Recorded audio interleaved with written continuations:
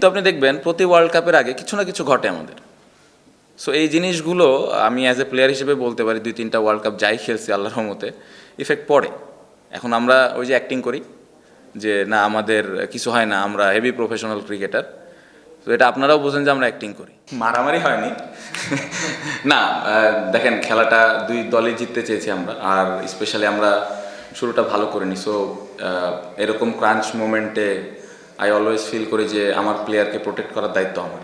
So ওইটাই আমি করার চেষ্টা করেছি, তার জায়গা থেকে সে চেষ্টা করেছে একটা ফিডব্যাক দেওয়ার। বাট মাঠের মধ্যে এই ধরনের জিনিস হয়ে থাকে আপনারা দেখেন। বাট আমার মনে হয় যে যেটা হয়েছে হেলদি একটা আর্গুমেন্ট ছিল। সো যেটাতে আমি খুবই খুশি। খেলার মাঠে এই ধরনের টেম্পারমেন্ট থাকা আমার মনে হয় সামটাইমস জরুরি।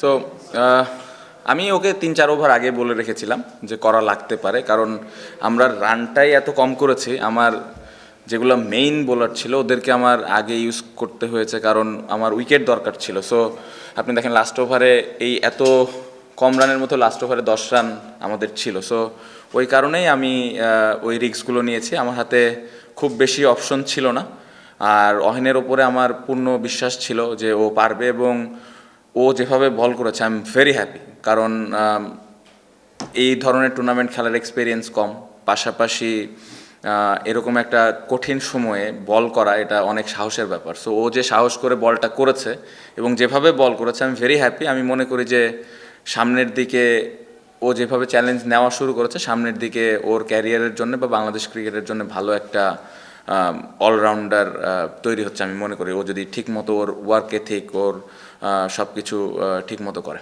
প্রথমত আমাদের ওয়ার্ল্ড কাপের রেজাল্ট যদি আপনি দেখেন, কোনোবারই আমরা অনেক ভালো ক্রিকেট খেলি না। আমাদের গত বছর আমরা ভালো ক্রিকেট খেলেছি, বাট আরও ভালো সুযোগ ছিল গত ওয়ার্ল্ড কাপে, বাট আমরা পারিনি। কিন্তু আপনি দেখবেন প্রতি ওয়ার্ল্ড কাপের আগে কিছু না কিছু ঘটে আমাদের।